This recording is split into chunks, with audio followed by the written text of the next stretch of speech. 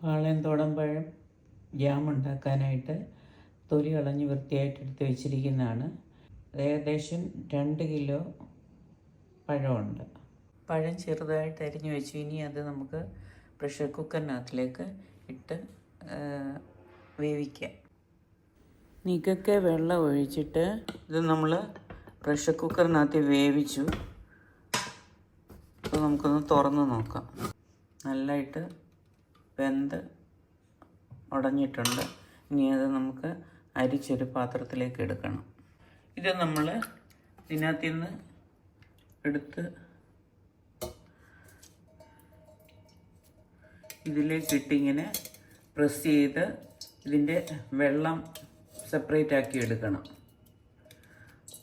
പഴത്തിൻ്റെ പെഷഡും അതിൻ്റെ ലിക്വിഡും സെപ്പറേറ്റ് ചെയ്തെടുത്ത് ലിക്വിഡ് നമ്മൾ സ്റ്റൗവിലേക്ക് ഒരു ചരുവം വെച്ച് അടികട്ടിയുള്ളൊരു ചരുവത്തിനകത്തിലേക്ക് ഒഴിച്ച് വെച്ചിരിക്കുകയാണ്. അതിലേക്ക് നമുക്ക് ഇത് 1/2 കിലോ പഞ്ചസാരയുണ്ട്.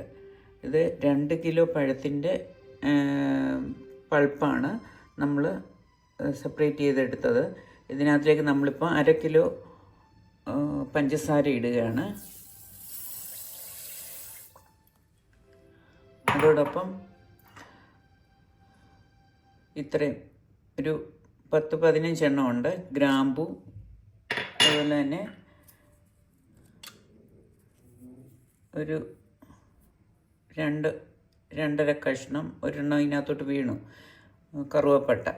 ഇത്രയും ഇതിനകത്തിലേക്ക് ഇട്ട് സ്റ്റൗ കത്തിച്ച് സ്റ്റൗവിൽ വെച്ച് ചൂടാക്കുകയാണ്. ഇത് ടേസ്റ്റ് ചെയ്തിട്ട് മധുരം അല്പം കുറവാണ്. അതുകൊണ്ട് ഞാനൊരു 250 ഗ്രാമും കൂടെ കുറേശ്ശെ ഇട്ട് നോക്കാൻ വേണ്ടി എടുത്ത പഞ്ചസാരയാണ്. അതിൽ പകുതി ഞാനിപ്പോൾ ഒന്ന് ഇട്ട് ഇളക്കി നോക്കട്ടെ. ബാക്കി പഞ്ചസാരയും കൂടെ ചേർക്കുകയാണ്. ഇപ്പം 750 ഗ്രാം പഞ്ചസാര ഞാൻ ചേർത്തിട്ടുണ്ട്. ഈ ഷുഗർ മതിയായിരിക്കുമെന്ന് തോന്നുന്നു. നമുക്ക് വേണമെങ്കിൽ ടേസ്റ്റ് നോക്കിയിട്ട്, ഞാൻ ഇത്രയും കൂടുതൽ ആദ്യമായിട്ട് ഉണ്ടാക്കുകയാണ്. അതുകൊണ്ടാണ് അളവിനൊരു സംശയം തോന്നുന്നത്. കുറേശ്ശെ ആയിട്ടിരുന്നത്. ഇതിലേക്ക് ഒരു നാരങ്ങ പിഴിഞ്ഞതാണ്. ഇത് ഒഴിച്ച് ടേസ്റ്റ് നോക്കിയിട്ട് വേണമെങ്കിൽ ഒരെണ്ണം കൂടെ പിഴിഞ്ഞൊഴിക്കാം. ഒരു നാരങ്ങയും കൂടെ പിഴിഞ്ഞൊഴിക്കുകയാണ്. മുമ്പേ അത് ടേസ്റ്റ് ചെയ്ത് നോക്കിയപ്പം പുളി കുറവാണ്. അതുകൊണ്ട് ഒരു നാരങ്ങയും കൂടെ. ഇത് മധുരം നോക്കിയപ്പം ഒരു 250 ഗ്രാം കൂടെ ഞാൻ എടുത്ത് വെച്ചിരുന്നത് കംപ്ലീറ്റ് ഇടേണ്ടി വന്നു. അങ്ങനെ ആകെ ഒരു കിലോ പഞ്ചസാര ഇനി ഉപയോഗിച്ചിട്ടുണ്ട്. 2 കിലോ 100 ഗ്രാം സംതിങ് ആയിരുന്നു പഴം നമ്മളെടുത്തത്. അതിൻ്റെ പൾപ്പാണ് നമ്മൾ ഈ ജാമിനായിട്ട് ഉപയോഗിക്കുന്നത്. അപ്പോൾ ഏകദേശം 1 കിലോ പഞ്ചസാര ഇതിന് യൂസ് ചെയ്തു. അത് വീഡിയോ എടുക്കാനായിട്ട് വിട്ടുപോയി. ബാക്കിയുണ്ടായിരുന്ന പഞ്ചസാരയോടെ ഇതിനോട് ഉപ്പ് ചേർത്തിട്ടുണ്ട്. ഇങ്ങനെ തിളച്ചുകൊണ്ടിരിക്കുകയാണ്. കംപ്ലീറ്റ് അതിൻ്റെ നിറം അങ്ങ് ഒരു പിങ്ക് കളറിൽ നിന്ന് ഇച്ചിരി കൂടെ ഡാർക്കായിട്ടുണ്ട്.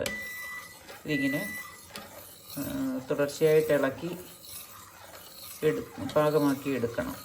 തീരെ ചെറുതല്ല, മീഡിയം തീയിട്ട് സാവകാശം ഇങ്ങനെ ഇളക്കി പാകമാക്കി എടുക്കേണ്ടതാണ്.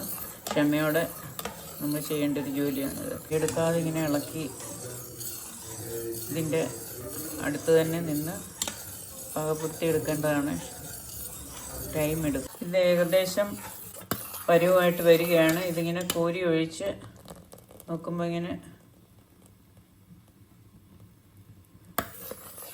ഓരോരോ ഡ്രോപ്പായിട്ട് വീഴുന്നുണ്ട്. അത് നമുക്ക് ടെസ്റ്റ് ചെയ്യാനായിട്ട് ഒരു ഗ്ലാസ് വെള്ളത്തിൽ ഇത് അല്പം ഒഴിച്ച് നോക്കുമ്പോൾ അത് പടർന്നു പോകത്തില്ല. അത് അങ്ങനെ തന്നെ കിടക്കും. അതാണ് ആ ജാമിൻ്റെ പരുവ്. അതിനകത്തിൽ ഇട്ടിരുന്ന കറുവപ്പട്ട നമ്മൾ എടുത്ത് 3 പീസ് ഉണ്ടായിരുന്നു, എടുത്ത് മാറ്റി. ഗ്രാമ്പു ഇനി നമ്മൾ ഓരോന്നായിട്ട് കാണുന്ന എടുത്ത് മാറ്റുക.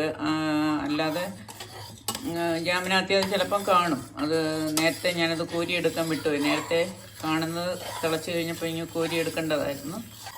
ഇത് നമുക്കൊന്ന് പരുവമായെന്ന് ടെസ്റ്റ് ചെയ്യാം. ഒരു ഗ്ലാസ് വെള്ളം എടുത്തിട്ട് അതിലേക്ക് നമുക്ക് ഇത് ഒരു ഡ്രോപ്പ് ഇട്ട് നോക്കാം. അപ്പോൾ അത് വെള്ളത്തിൽ അലിഞ്ഞ് പോകുന്നുണ്ടെന്നൊരിയിൽ പാകമായിട്ടില്ല. അലിയാതെ അതവിടെ കിടക്കുകയാണെങ്കിൽ വേണ്ടേ, അത് പാകമായിട്ടുണ്ട്. കട്ടയായിട്ട് തന്നെ അവിടെ താഴെ വീണ് കിടക്കുകയാണ്. ഇനി നമുക്കത് ഏത് ജാറിലോട്ടാന്ന് വെച്ചാൽ അത് പകർത്തിയെടുക്കാം. ജാറ് എങ്ങനെയാണ് എടുക്കുന്നതെന്ന് വെച്ച് കഴിഞ്ഞാൽ, ജാർ ഒരു തടി കഷ്ണത്തിൻ്റെ മുകളിൽ ഒരു കുപ്പി വെച്ച് അതിനകത്ത് കുപ്പി പൊട്ടാതിരിക്കാൻ ഈ ചൂടോടെ തന്നെ ഇതിലേക്ക് ഒഴിക്കണം. എങ്കിലേ നമുക്ക് ആ ജാമിൻ്റെ കൺസിസ്റ്റൻസിയിൽ അത് കിട്ടത്തുള്ളൂ. പിന്നെ തണുത്ത് കഴിഞ്ഞ് കോരിയിടുമ്പോൾ അത് ശരിയാകത്തില്ല. അപ്പം കുപ്പി പൊട്ടാതിരിക്കാൻ അതിനകത്തൊരു സ്റ്റീൽ സ്പൂണും ഇട്ട് നമ്മൾ വെച്ചിരിക്കുകയാണ്. ഇങ്ങനെ ഇതിലേക്ക് ഇത് പകർന്നെടുക്കുക. അപ്പം കുപ്പി പൊട്ടത്തില്ല.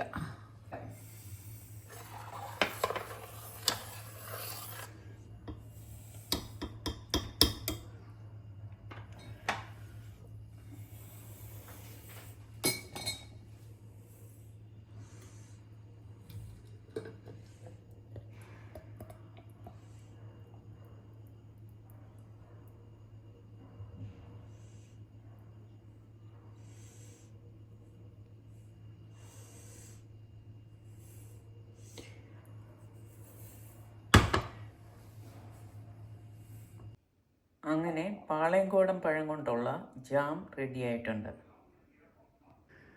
നമുക്ക് ഒരു പീസ് ബ്രെഡിലോട്ട് നമുക്കിതൊന്ന് ചേർത്ത് ടേസ്റ്റ് ചെയ്ത് നോക്കാം.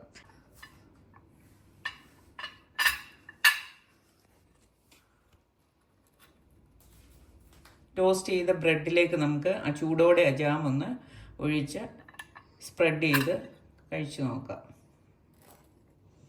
ഇത് തണുത്ത് കഴിയുമ്പോൾ കറക്റ്റ് ജാമിൻ്റെ കൺസിസ്റ്റൻസിയിൽ കിട്ടും നമുക്ക്. ഇപ്പോൾ ചൂടോടെ ഇരിക്കുന്നുണ്ട്.